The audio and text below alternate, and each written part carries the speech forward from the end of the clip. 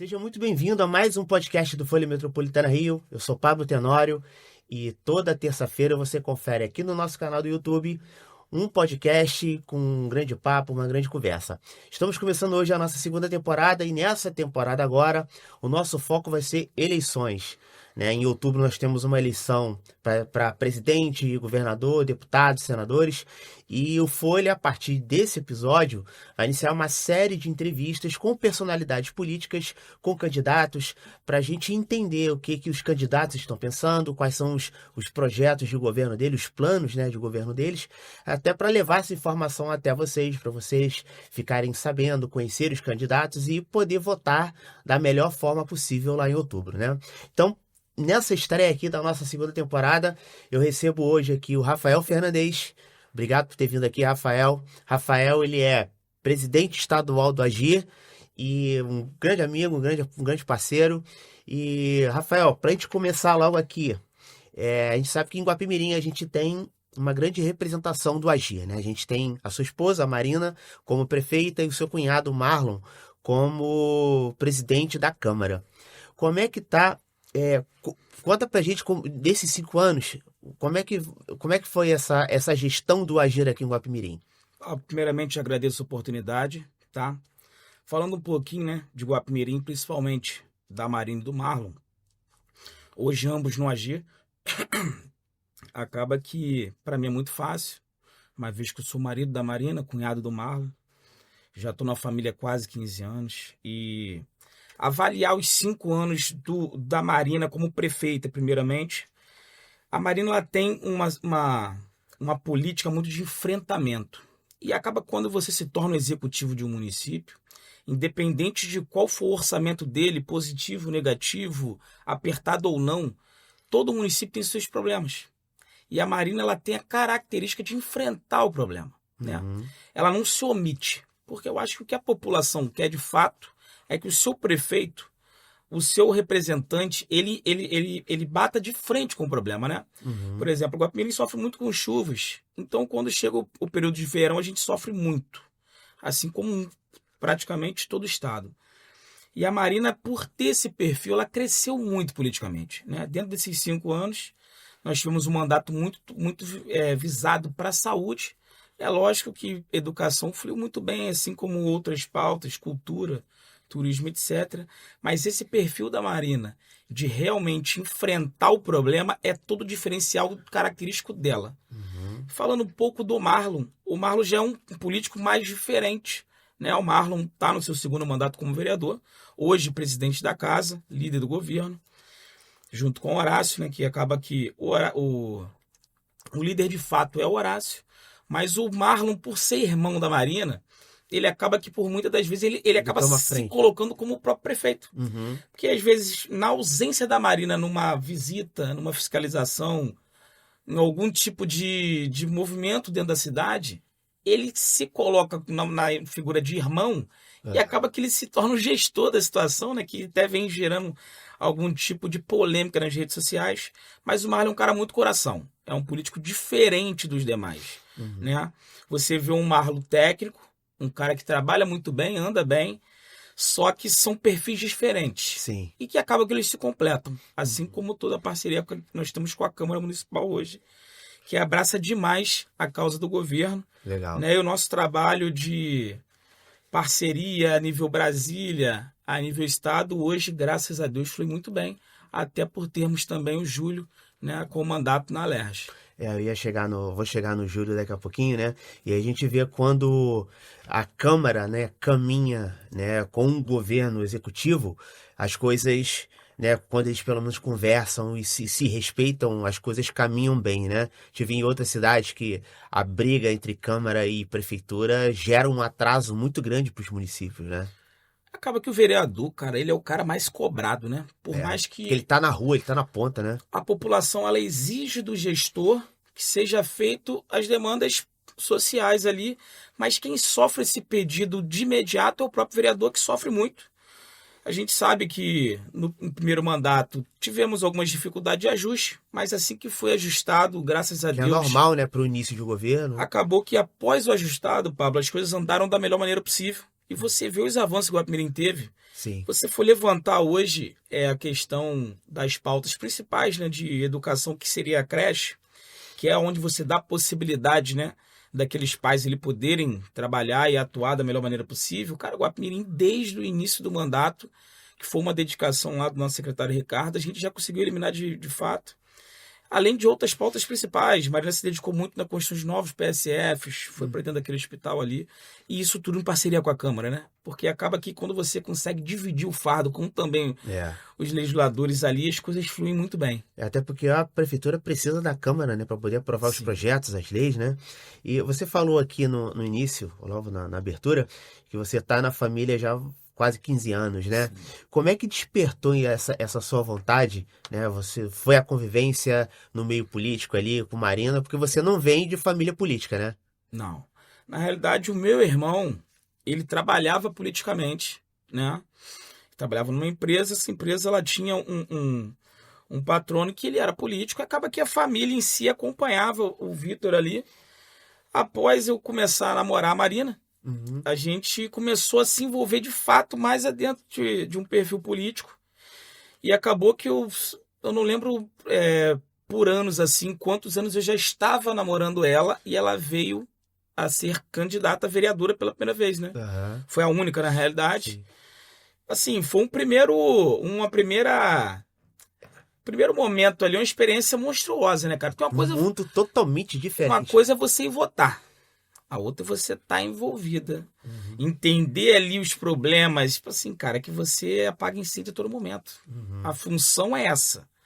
Vai aparecer o incêndio, você tem que dar o seu jeito de ir lá e resolver. E resolver, irmão. E é 24 horas por dia, 24 horas. Agora ainda mais, né? Quando era vereador era bem menos, mas... Pois é. E aí você falou, né? Essa resolver incêndio, apagar incêndio a todo momento. Acredito que como presidente do partido também deva ser um pouco... Isso também, né? E ainda mais agora se aproximando essa janela, né? A janela eleitoral começa agora nos próximos dias. A gente está se aproximando daquele troca-troca de partidos, que é onde se fecham as chapas, as nominatas, né? Como é que é ser um presidente de partido, cara? Para mim é uma experiência muito acima da média. Eu sempre fui uma pessoa de bastidor total, assim, muito preservado. Sempre trabalhei muito às escuras e acaba que dessa forma eu sempre consegui tocar, né, a minha parte, aquele a gente chama de quadrado, né? Cada um tocar o seu quadrado, senão as coisas sobrecarregam. Cara, a partir do ano de 2025, logo no início, tive a oportunidade de assumir a presidência estadual do AGI, né? Uma parceria feita com o nosso grupo político, né, hoje liderado pela Marina Júlio, junto ao Daniel Torim, né, que hoje é o nosso presidente nacional, que inclusive teve participação já numa eleição presidencial que saiu vitoriosa lá atrás. Foi o Collor, né? Fernando Collor de Mello. Cara, para mim hoje o partido, ele me deu um mix de relacionamento que eu poderia viver na política até 100 anos, que esse um ano e 2 meses não teria me dado. O moleque se abre para muitas possibilidades, né? De conhecer pessoas novas, né? E nem sempre você faz a parceria. De fato, é o relacionamento, é a oportunidade de estar falando com outros políticos de outros municípios. Isso traz um conhecimento muito grande, né? Porque o pleito agora é estadual federal. Top, mas, assim, daqui a 2 anos, 3 anos e meio, você já começa a conviver e viver, de fato, a política municipal.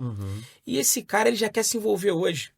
Porque ele entende que ali existe uma possibilidade dele ter a sua própria autonomia municipal e construir a sua política. Então, hoje, graças a Deus, a gente tem autonomia de construir, né? Em parceria com o Torinho, a gente constrói. Legal. A gente não só mexe na esfera estadual, mas também vem construindo tijolinho por tijolinho dentro dos 92 municípios.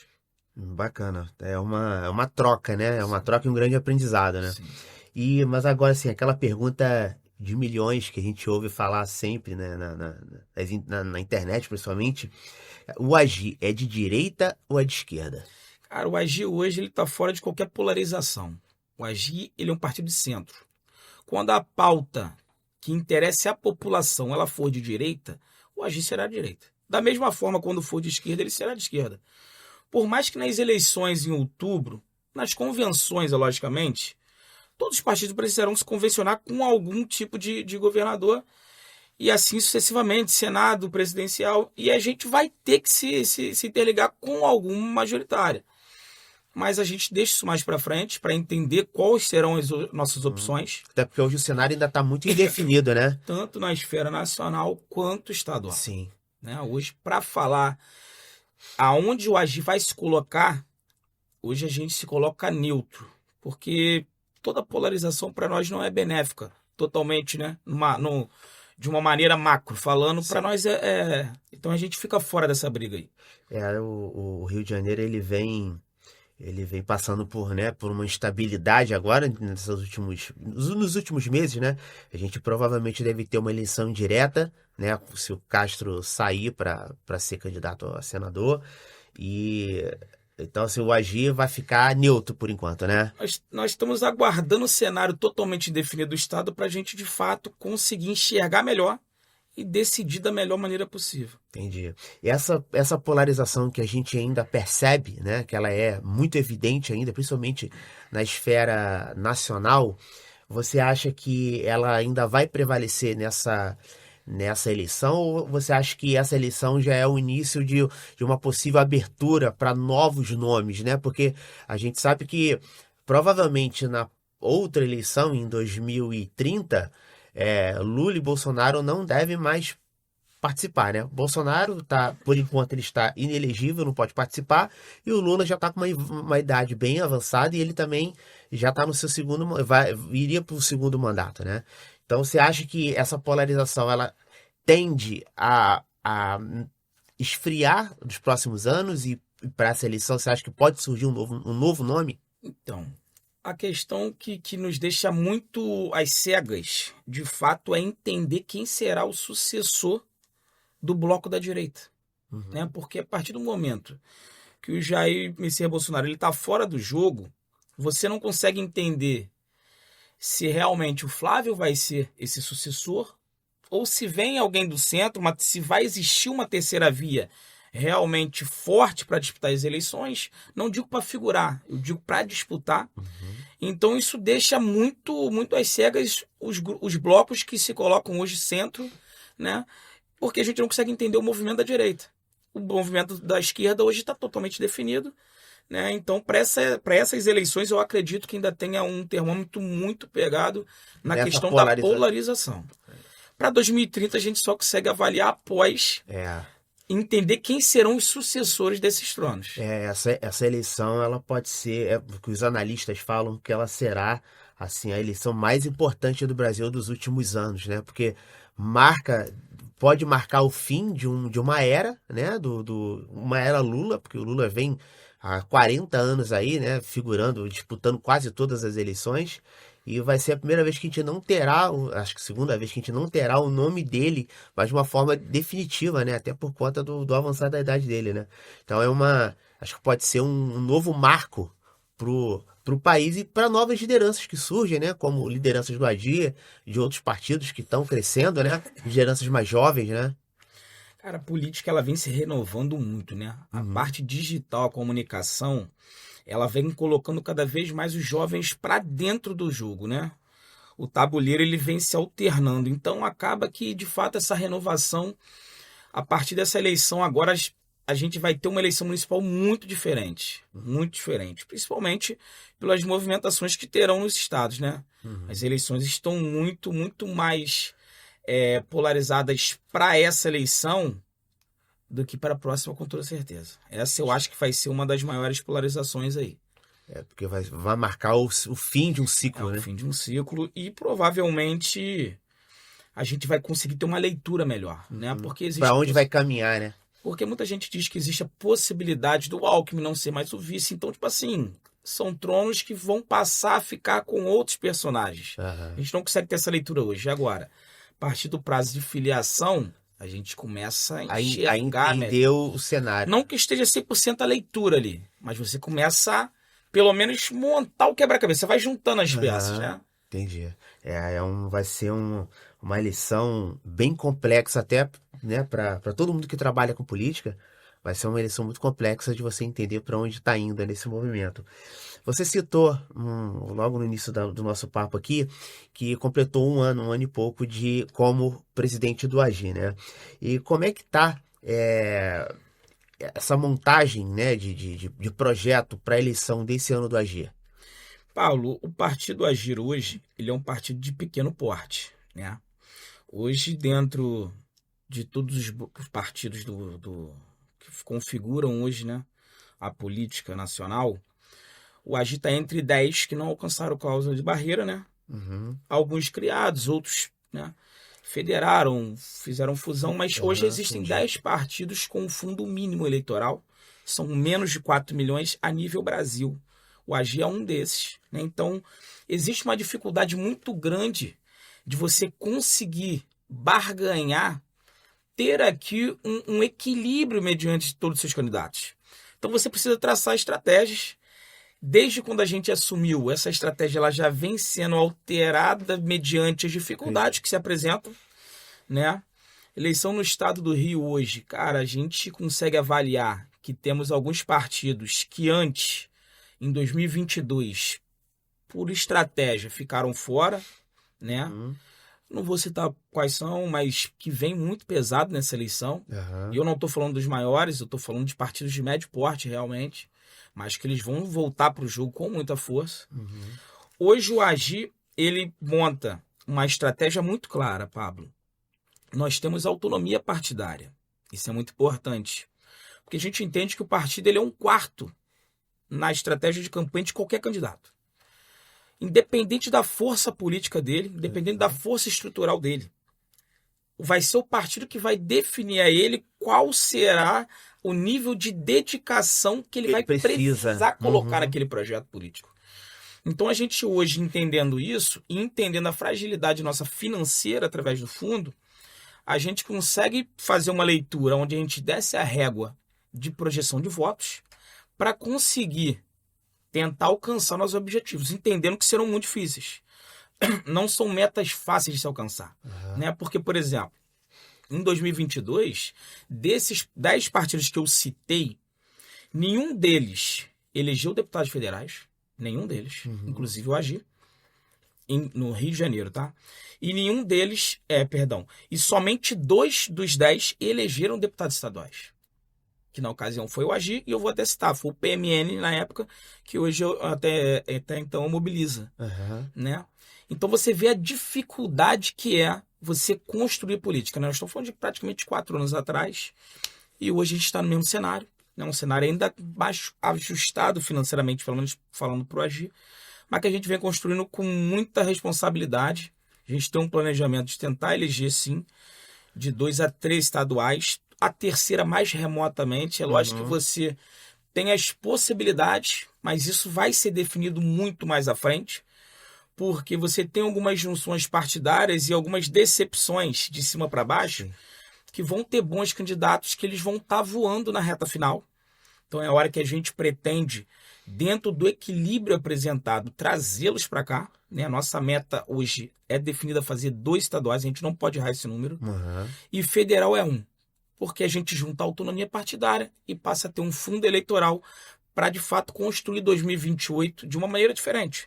Né? Nessas eleições agora de 2024, a gente já tinha algum tipo de participação, não tinha liderança total, mas a gente conseguiu fazer ali 24 vereadores eleitos. Legal. Importante. Um partido pouco movimentado por todo o estado. Então a gente vem fazendo o inverso, tentando alcançar todas as regiões para tentar, de fato, ter um resultado cada vez maior, tentando aumentar o potencial político.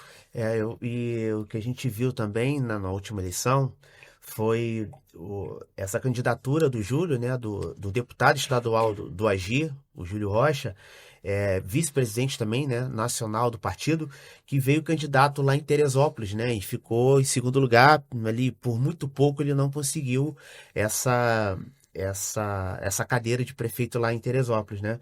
Como é que foi essa campanha lá em Teresópolis? Cara, o Júlio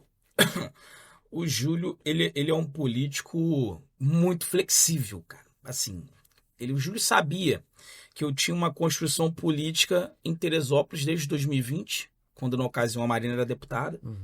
Naquela ocasião eu liderava um outro partido que não era o Agir.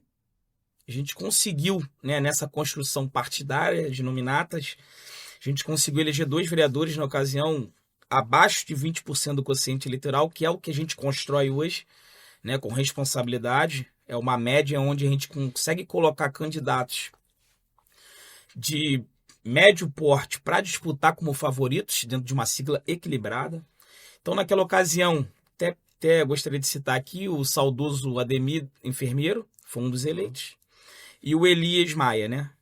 Também foi eleito naquela ocasião. E desde então a gente vem fazendo essa construção política, né? Essa manutenção, né? Eu, como morador de Guapi, sou um vizinho de 20 a 30 minutos, dependendo da serra. Então a gente consegue construir bem. 4 anos após, a gente tinha a mesma construção partidária, já no Agir. O partido estava redondo, a nominata redonda, para fazer naquela ocasião, um equilíbrio era um pouco menor. Aumentou-se muitas possibilidades na reta final de filiação, quando o Júlio se coloca como um propenso pré-candidato. E quando a gente faz um ato de filiação, lançando o nome do Júlio à disposição da população, o Júlio ainda não tinha batido o martelo em abril, o Júlio nunca tinha aparecido em pesquisa. O que nos motivou naquela ocasião foi a rejeição daqueles que já estavam se colocando à disposição da população. E o crescimento foi algo incalculável, né? A gente não tinha um partido daqueles mais robustos, nós tínhamos um partido de muito equilíbrio, tanto que elegemos o nosso vereador e tivemos a possibilidade de eleger o segundo no 80-20. Mas na ocasião, o doutor Anderson Braga não conseguiu alcançar a margem dos 20%. A cadeira passou por nós e a gente perdeu a oportunidade de eleger o segundo. E acabou que somente o Igor Faraco foi eleito. Mas Deus sabe de tudo. Sim.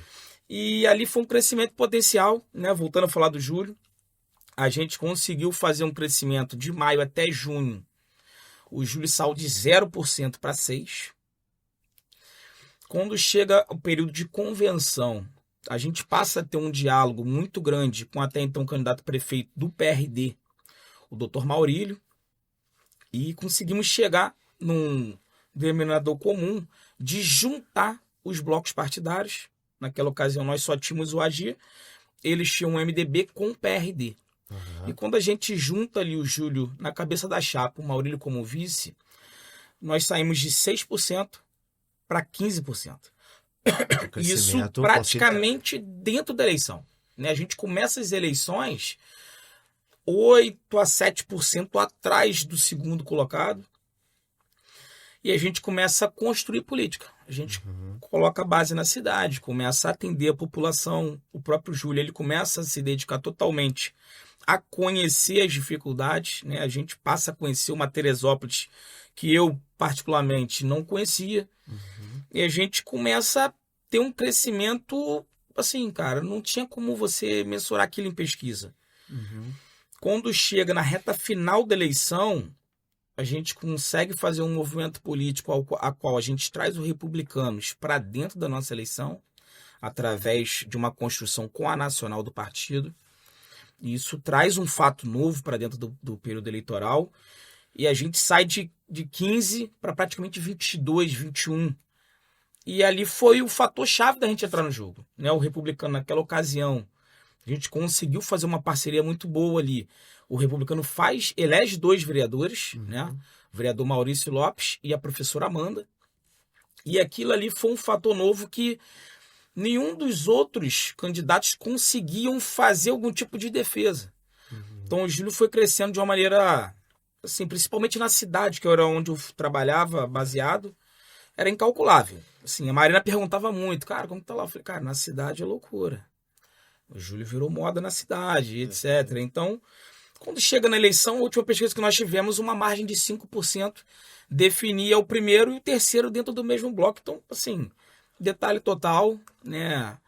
De fato, uma eleição pro Júlio, que nunca tinha vivido a cabeça de chapa de uma eleição majoritária, deve ter sido uma experiência fora do normal, né? Traz muita experiência, né? Teresópolis, assim como todos os outros municípios, possuem muitos problemas, né? E aquela reta que a gente passa em Teresópolis, ela não reflete o que é o município de Teresópolis. Verdade. Por mais que eu ache até o interior da cidade mais bonito que o próprio centro, aquele centro não reflete o que é a cidade, principalmente seus problemas ali, né? Então, cara, eu acho que Teresópolis para o Júlio hoje virou como se fosse um segundo filho, né? Uma vez que ele tem um Pedro ali. O Júlio tem Teresópolis hoje com muito carinho, cara. Aham. Carrega no coração. Eu acho que a gente tem grandes possibilidades de ter uma boa disputa em 2028 lá. Então, existe essa possibilidade do Júlio Totais, concorrer, né? totais. Bacana. A gente tá se caminhando aqui para o final do nosso papo, né?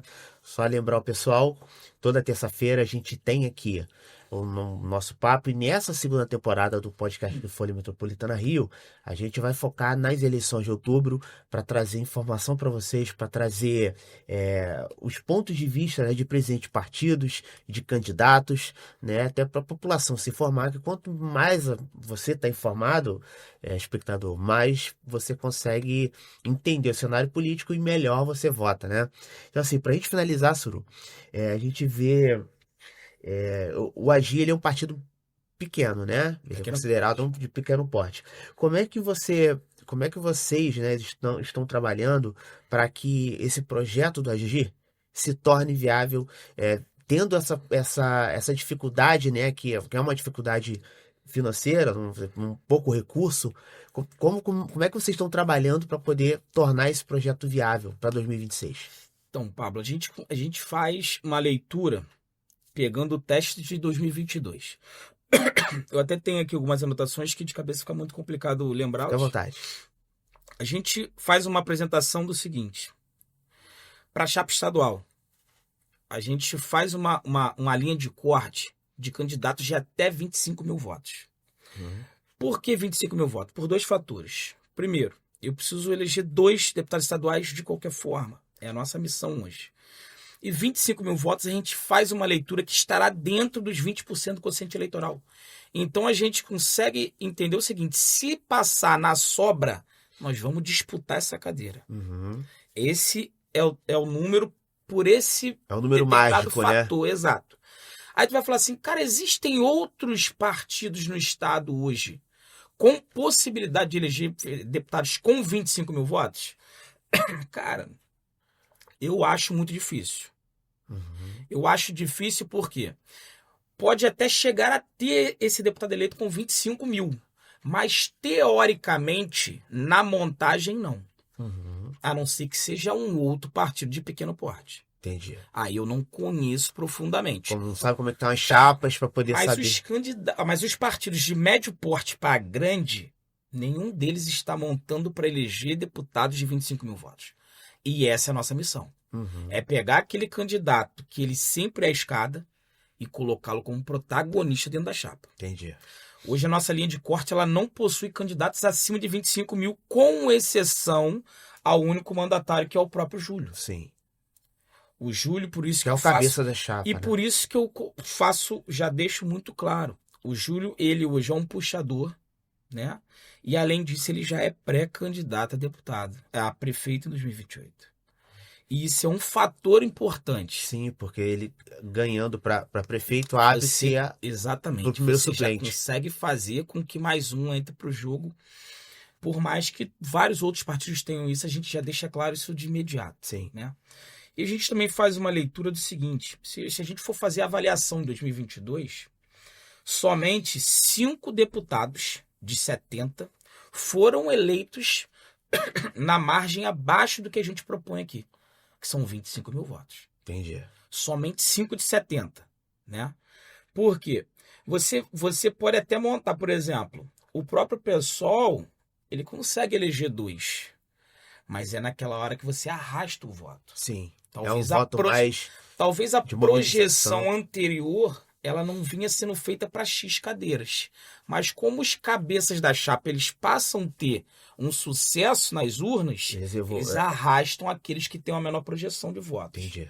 Da mesma forma, o PMN, sucesso total, eles conseguiram eleger lá o Fred com margem mínima de 10%. O Fred ele consegue vencer as eleições com uma margem mínima. Né? O Podemos também elege o Arthur Monteiro com menos de 30, perdão. Então acaba que hoje a montagem que a gente faz ela é muito diferente das demais montagens. Né? Por mais que tenham outros partidos que devem estar construindo. O Agir hoje ele não aceita outros mandatários, E ele não aceita nenhum candidato acima de 25 mil votos. Não vou citar quem está aqui, porque todos os bons candidatos eles estão em todas as chapas.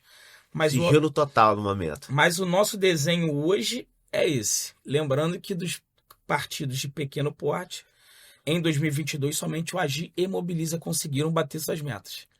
O Júlio venceu as eleições em 2022 com 30 mil, mas teria vencido com 12.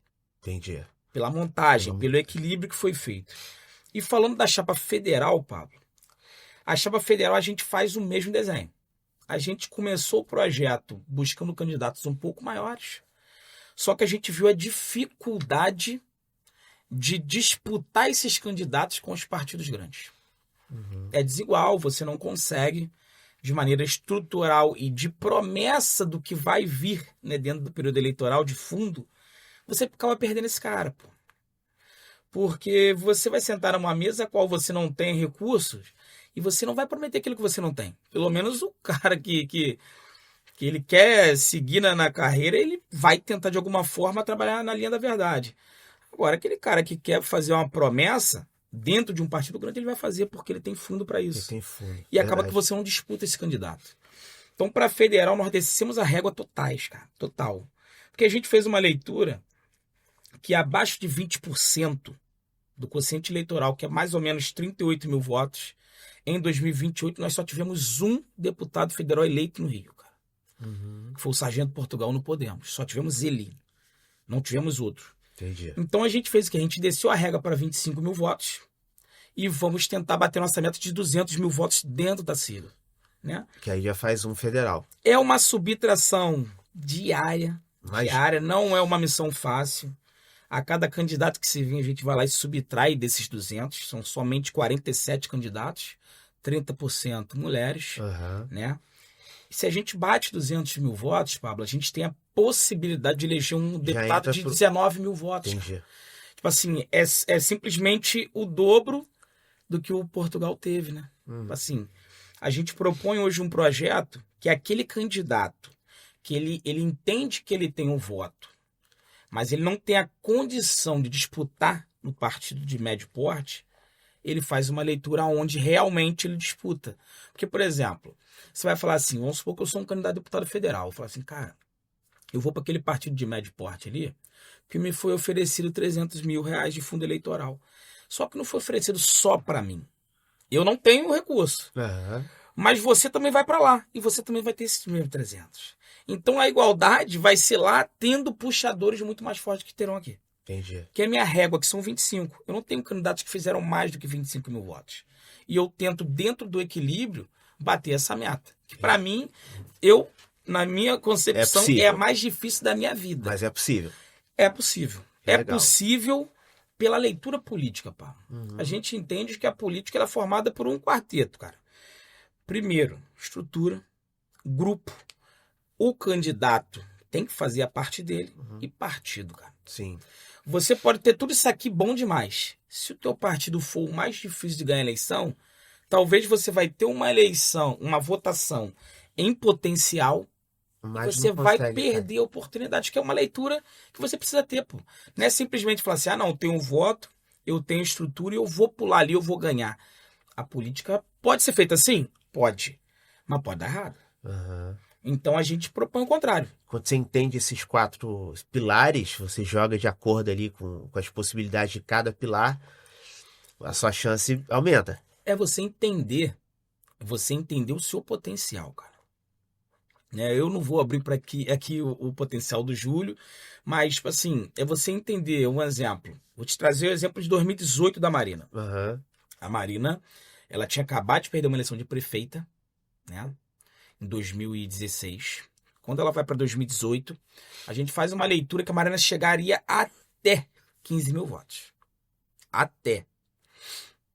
Nós tínhamos algumas dobradas dentro do estado, a principal delas com o Marquinho Figueiredo. Na ocasião era a deputada estadual e veio a deputada federal. Né?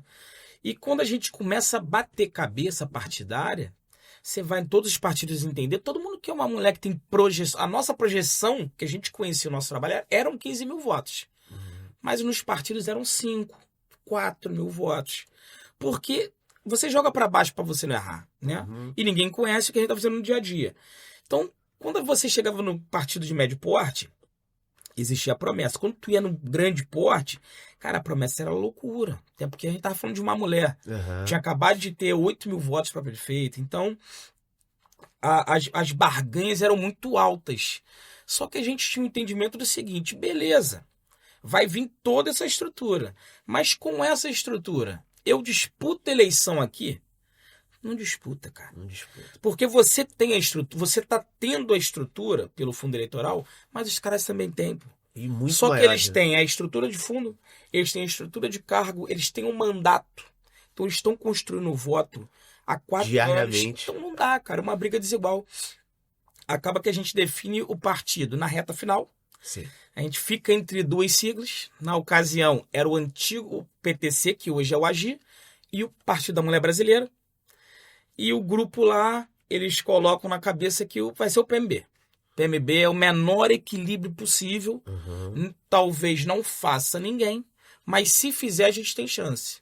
Eu lembro até hoje, foi até no prédio aqui ao lado, quando na contagem de votos, o partido bateu um quociente, que tinha certeza que faria um, Uhum. o prédio parecia cair, cara. Então, tipo assim, a gente foi olhar pensando que a Mariana tinha feito, sei lá, 30 mil votos, mas não. Botou lá, agir. Então, quem estava à frente na votação Ia ser eleito, né? do PMB seria eleito. Então, a Marina abriu um voto, Marina eleita. Na ocasião, era o Wellington José abriu um, Cristiano, Uhum. tinha um menino do Frango Chico. Assim, você reconhecer o seu potencial.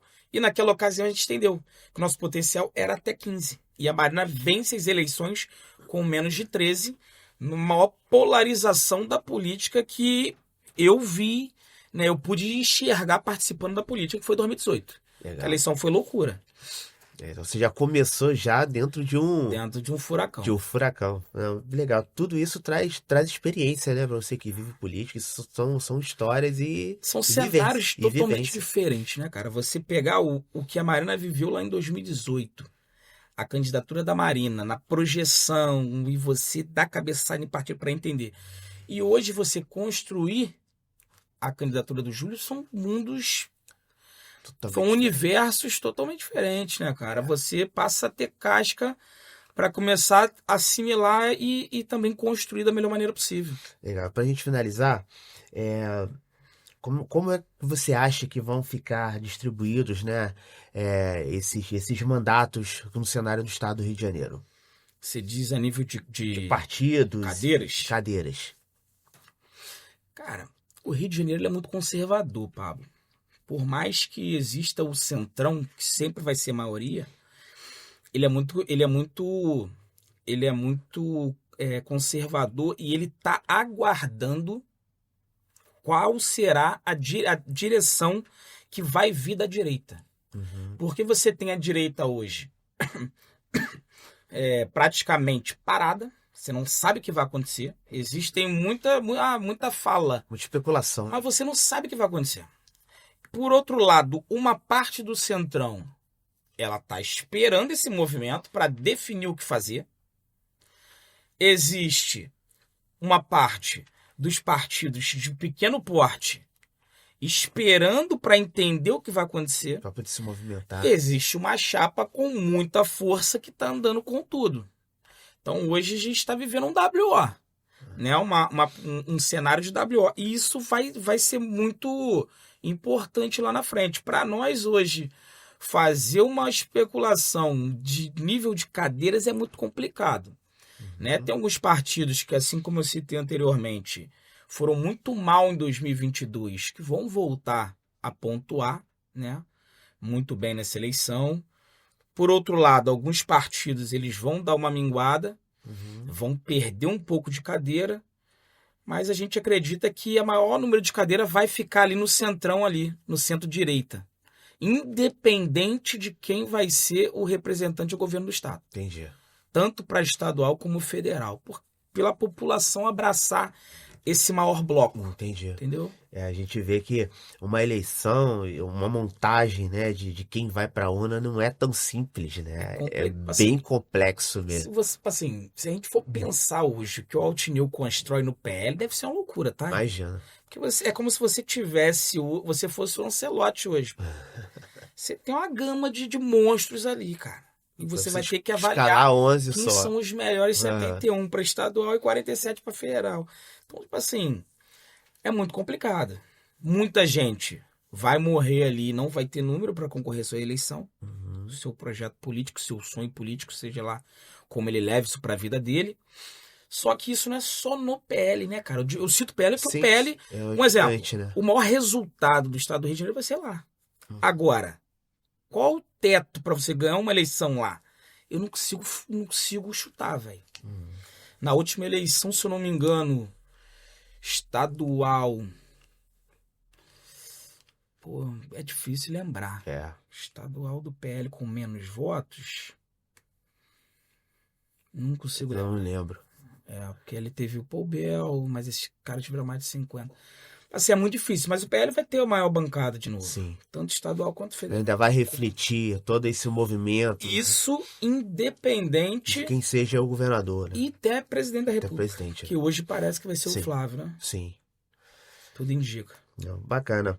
Rafael, obrigado por você ter vindo aqui hoje, tá? A gente está terminando aqui o nosso papo. Você que está nos assistindo, se inscreve aqui no nosso canal, tá? Se você gosta de política, quer ficar bem informado, se inscreve aqui no Folha Metropolitana, que toda terça-feira a gente tem um podcast e essa segunda temporada vai ser exclusivamente falando sobre política, tá? Então, obrigado aqui por você ter vindo, cara. Muito legal. Até para as pessoas entenderem como se monta, né, uma chapa, para saber mais desses bastidores da política. Espero receber você aqui mais vezes. Vamos chegar mais perto da eleição. Vamos bater mais um papo para saber como é que tá o AG, a expectativa ali na boca das eleições e também depois para a gente saber o resultado e como é que foi a campanha, tá? Perfeito. O convite já tá feito aqui para você. Eu que agradeço, Pablo, a oportunidade. Até de poder falar um pouquinho daquilo que a gente faz, né? Porque ninguém vê, ninguém enxerga, né? Verdade. A gente fica dentro de uma sala trabalhando e acaba que os resultados eles acontecem. A gente agradece. Se Deus quiser aí, mais próxima eleição, a gente bate um novo papo. E se Deus abençoar, depois das eleições a gente vem apresentar um pouquinho do que deu certo e também aquilo que deu errado, porque faz parte do desse jogo. jeito. Obrigado, Rafael. Então você... Fica ligado, próxima terça-feira, mais um papo sobre política aqui no Folha Metropolitana Rio.